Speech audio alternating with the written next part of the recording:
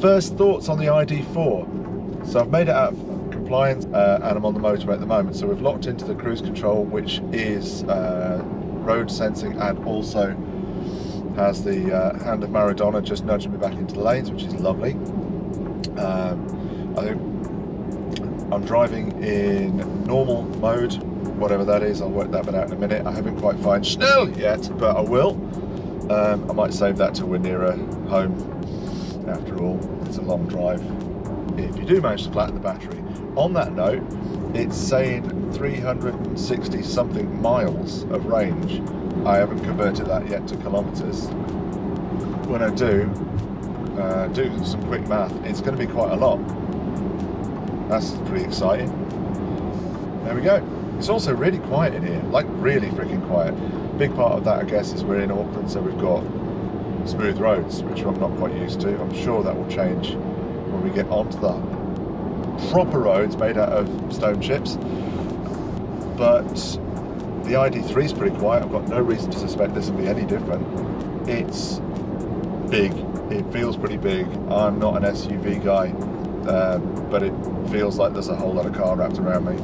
At some point soon, I'm going to pull over. One, it's high time for a pie time.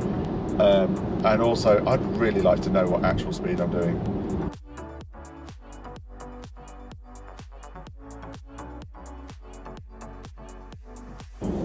So I've managed to work out how to turn it into kilometers, and now we're showing on the guessometer 540 kilometers of range. 540 kilometers of range in a pretty sizable SUV.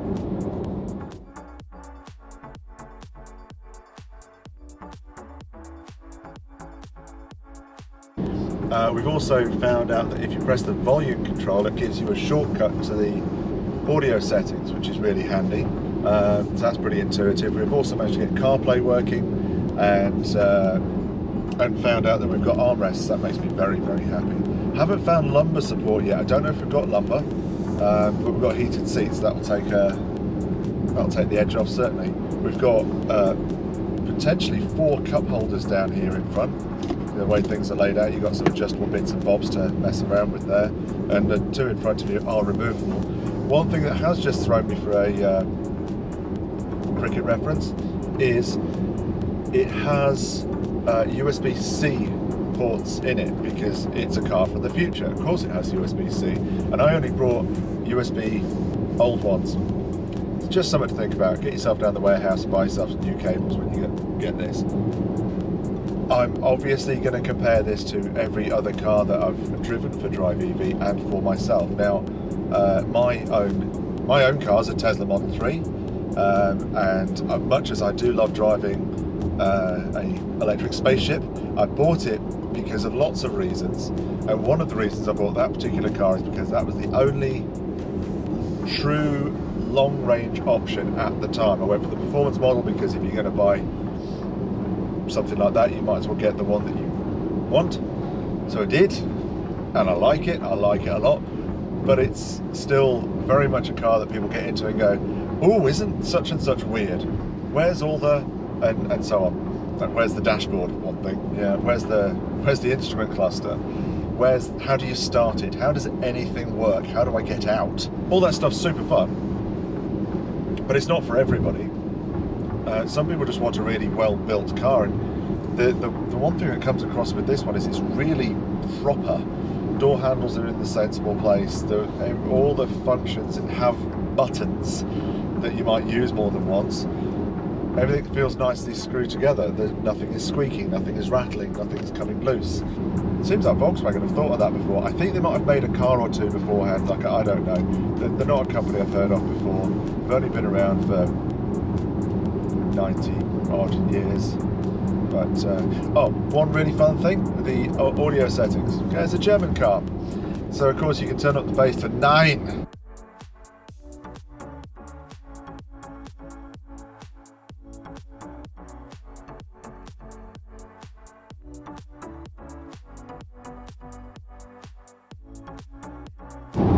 Sorry if it's a bit loud, the road's a bit coarser now. We're just passing Hampton Downs.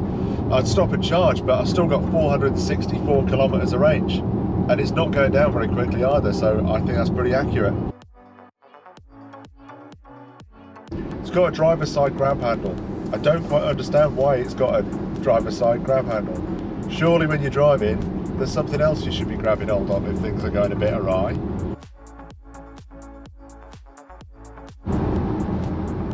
So we just passed Gordonton, turn off, Narawahia, Topri, turn off, and we've got 404 kilometres of range.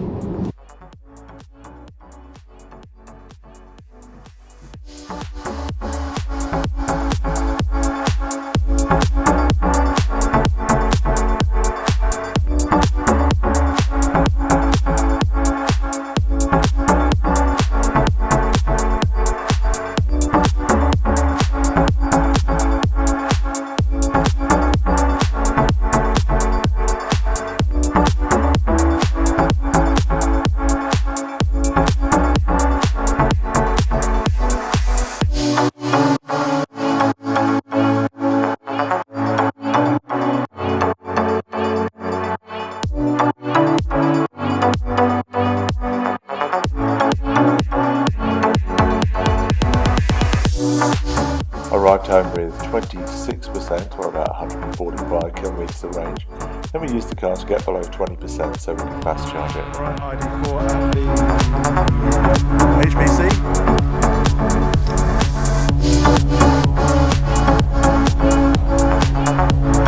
Something in the region of about 10% battery. Find out when we plug it in.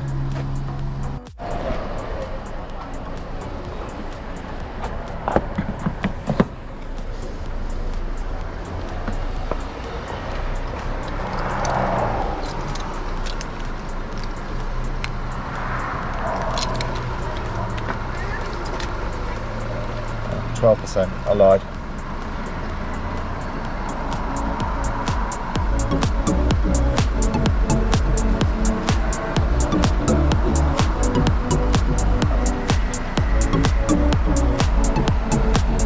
What are we getting?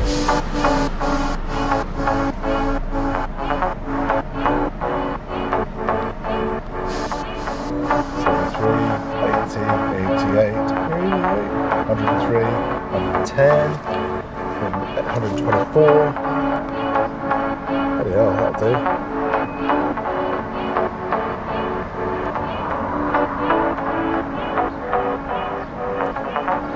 That jumped straight up. So that looks like about 124 is what we're going to get. And it reckons 55 inches apparently to 100%. Seems unlikely, but we'll check back on the stats soon.